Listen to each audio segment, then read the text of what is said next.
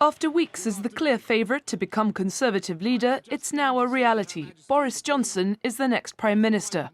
He took up the role formally this afternoon, after meeting with the Queen and being asked to form a government. His trip to Buckingham Palace wasn't without incident. Greenpeace protesters briefly blocked his motorcade, calling on him to act on the climate emergency.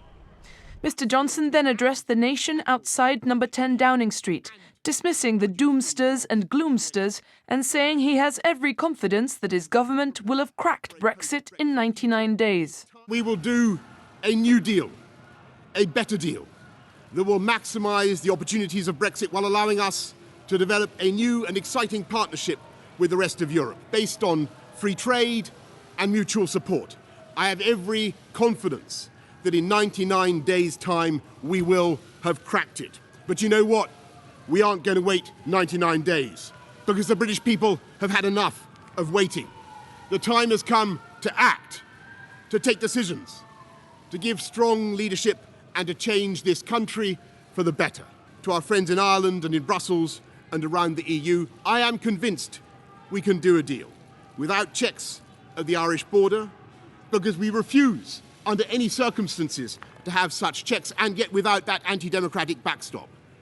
And it is, of course, vital at the same time that we prepare for the remote possibility that Brussels refuses any further to negotiate. And we are forced to come out with no deal, not because we want that outcome, of course not, but because it is only common sense to prepare. His predecessor, Theresa May, also gave a brief speech at Downing Street, following her last Prime Minister's question session in Parliament.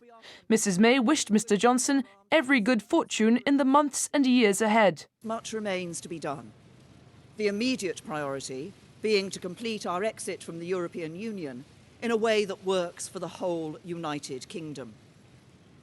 With success in that task can come a new beginning for our country, a national renewal that can move us beyond the current impasse into the bright future the British people deserve. Today saw further departures from the government. Chancellor Philip Hammond resigned, as he had announced, followed by Cabinet Office Minister David Lidington.